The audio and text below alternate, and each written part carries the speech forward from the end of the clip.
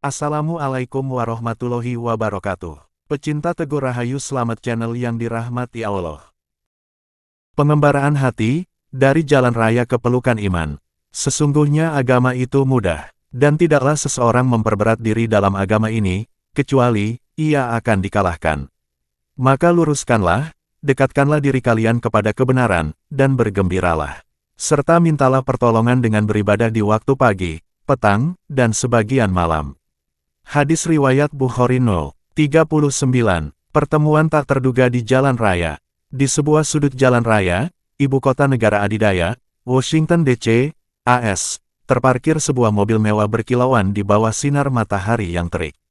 Di samping mobil itu, berdiri seorang pemuda dengan pakaian lusuh, rambutnya cak-acakan, dan wajahnya menggambarkan ketulusan yang terpancar dari mata yang penuh harapan. Pemuda ini, keturunan Indonesia Turki, sebut saja Ahmad, adalah seorang muslim taat yang hidup sederhana.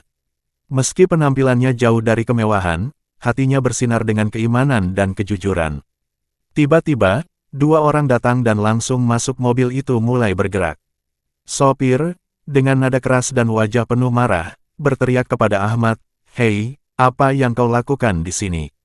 Jauhkan dirimu, kamu tidak punya hak mendekati mobil ini." Tanpa diduga, sopir itu bahkan menamparkan Ahmad dengan keras, "Plak G." Ahmad hampir terjungkal, namun, sebelum ia sempat mengusir sepenuhnya, sosok pria parubaya yang duduk di jok tengah, pemilik mobil, sebut saja Mer. Jackson, cepat-cepat turun untuk menghentikan aksi kasar supirnya tersebut. "Sudah, James, tenanglah," ujar Mer. Jackson dengan nada lembut, namun penuh otoritas. Ia mendekati Ahmad dan bertanya, "Anak muda, maafkan kekasaran itu. Bolehkah saya tahu, mengapa kamu berada di sini? Apakah ada yang kau inginkan?" Dengan suara pelan namun mantap, Ahmad menjawab, "Tuan, saya melihat bahwa kaca mobil ini dari tadi terbuka, dan di jok terdapat sebuah tas tumpukan uang serta berkas tergeletak. Saya khawatir, kalau tidak saya jaga, mungkin ada yang mengambilnya." Mendengar alasan tersebut, wajah Mer. Jackson berubah lembut. "Oh, begitu. Aku minta maaf atas perlakuan tadi," katanya sambil menatap mata Ahmad. "Sebagai tanda terima kasih, izinkan aku memberikan ini." Ia mengulurkan setumpuk uang kepada pemuda itu. Tetapi, dengan tegas namun sopan, Ahmad menolak. "Maaf Tuan, agama saya mengajarkan bahwa kita tidak boleh menerima uang tanpa mengeluarkan keringat. Aku hanya ingin menjaga apa yang sepatutnya dijaga." Tanpa menunggu jawaban lebih lanjut, Ahmad berpamitan dan meninggalkan tempat itu dengan langkah mantap, meninggalkan Mer. Jackson dan sopirnya dalam kebingungan. Misteri di balik penolakan. Mer. Jackson, yang biasa hidup dalam kemewahan dan kenyamanan, merasa tersentuh sekaligus heran oleh sikap pemuda itu. Bagaimana mungkin seseorang yang tampak kumuh menolak setumpuk uang? Rasa ingin tahunya membuatnya memerintahkan sopirnya, "Ikuti pemuda itu. Aku ingin tahu kemana dia pergi dan apa yang membuatnya begitu berbeda." Sopir yang awalnya masih marah pun menuruti perintah bosnya tersebut. Mereka mengikuti jejak Ahmad dari mobil mewah itu, menyaksikan dengan mata tak percaya saat pemuda itu berjalan menyusuri trotoar dengan langkah perlahan menuju sebuah rumah sederhana di pinggiran kota. Rumah itu tampak sederhana, hampir seperti asrama kecil, dan memiliki pelang bertuliskan cleaning service di depan pintu masuknya. Setelah beberapa saat, sopir itu kembali kepada Mer.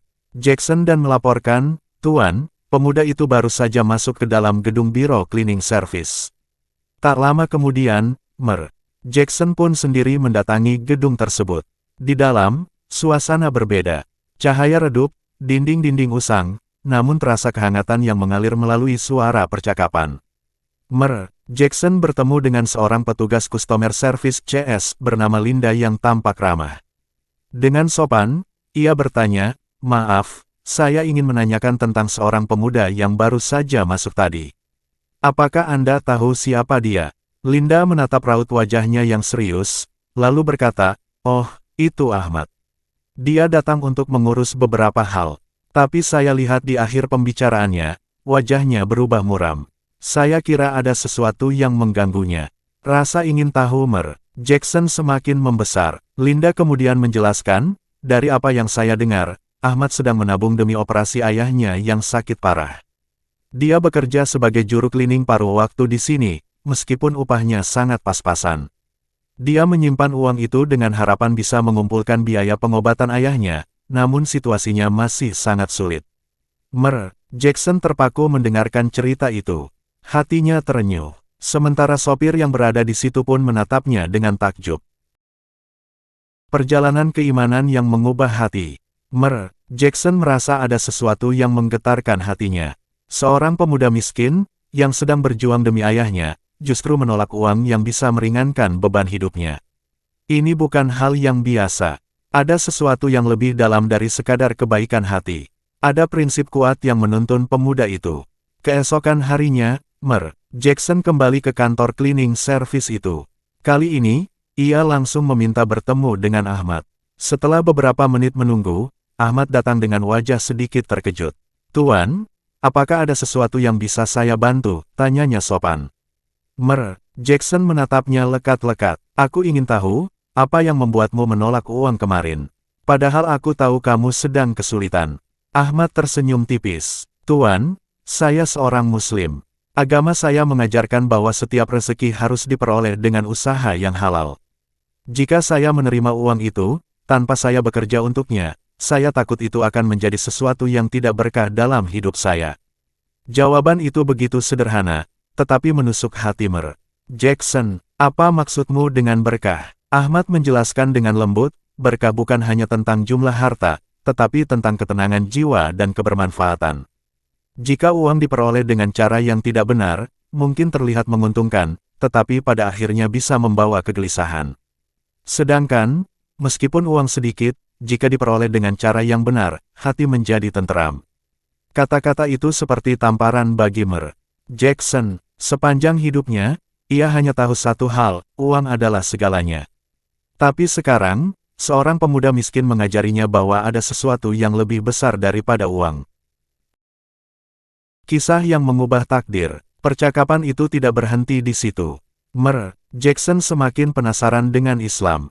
Ia mulai mencari tahu lebih banyak, membaca Al-Quran, dan berdiskusi dengan Ahmad. Setiap hari, ia merasakan ketenangan yang belum pernah ia rasakan sebelumnya. Hingga suatu hari, ia berkata kepada Ahmad, "Aku ingin tahu lebih banyak tentang Tuhan yang kamu sembah." Ahmad tersenyum. "Tuhan yang saya sembah adalah Allah, yang Maha Pengasih dan Maha Penyayang." Islam mengajarkan bahwa hidup ini bukan hanya tentang dunia, tetapi juga tentang kehidupan setelah mati. Segala yang kita lakukan di dunia ini akan dipertanggungjawabkan kelak.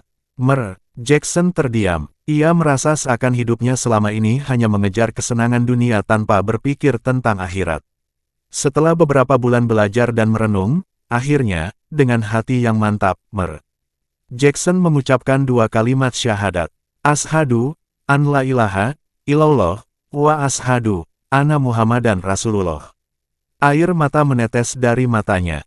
Untuk pertama kalinya dalam hidup, ia merasa benar-benar menangis damai.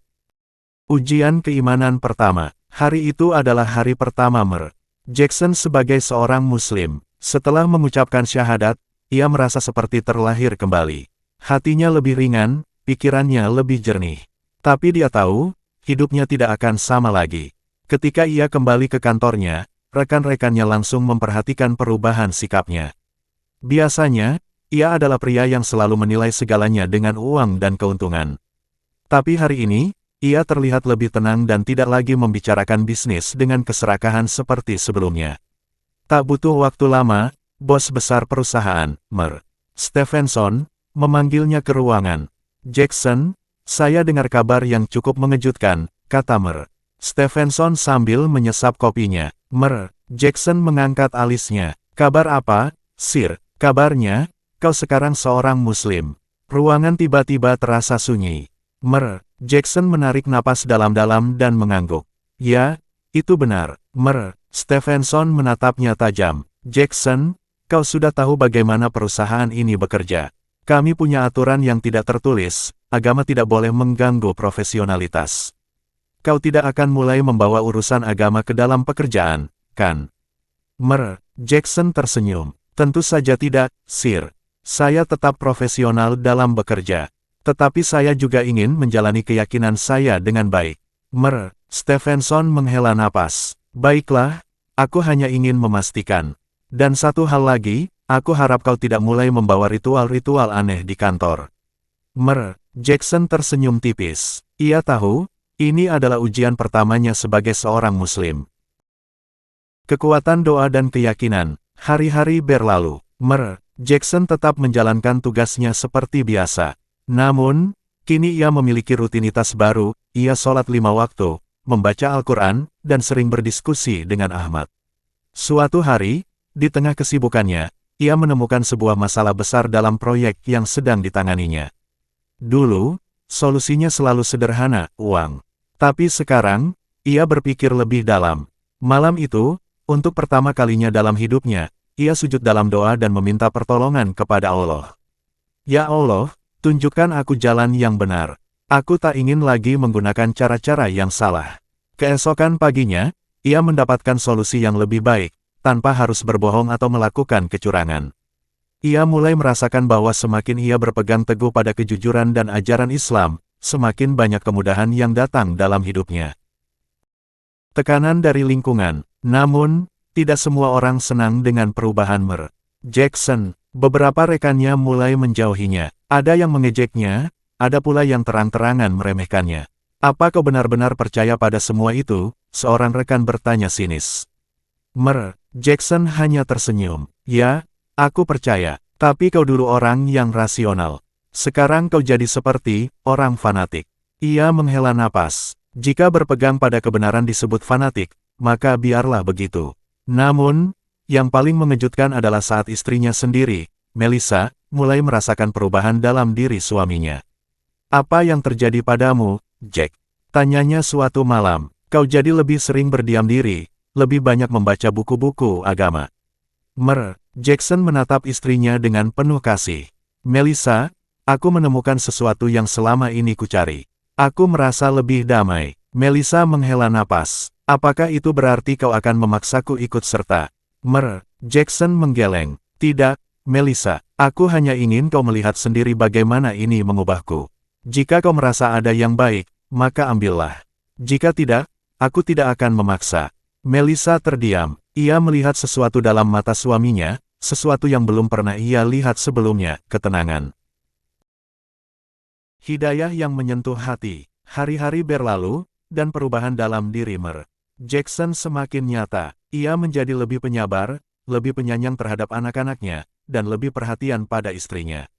Melissa tidak bisa mengabaikan perubahan ini. Suatu malam, saat melihat suaminya sujud dalam sholat, hatinya bergetar. Air matanya jatuh tanpa ia sadari. Malam itu, ia mendekati suaminya. Jack, ajari aku tentang Islam. Jackson menatapnya dengan penuh haru. Aku akan dengan senang hati berbagi, Melissa. Tapi ini harus datang dari hatimu sendiri. Melissa mengangguk. Aku ingin tahu, karena aku melihat bagaimana ini mengubahmu. Akhir yang baru. Beberapa bulan kemudian, Melissa mengucapkan syahadat. Keluarga mereka menjadi lebih harmonis dari sebelumnya. Suatu hari, saat bertemu dengan Ahmad di masjid, Jackson berkata, "Terima kasih, Ahmad. Karena kebaikan kecilmu, aku menemukan jalan ini." Ahmad tersenyum. "Jangan berterima kasih padaku, Jackson. Semua ini karena Allah." Dan di bawah langit malam yang penuh bintang, Jackson menatap ke atas dan berbisik dalam hati. Ya Allah, terima kasih telah memberiku kesempatan kedua dalam hidup.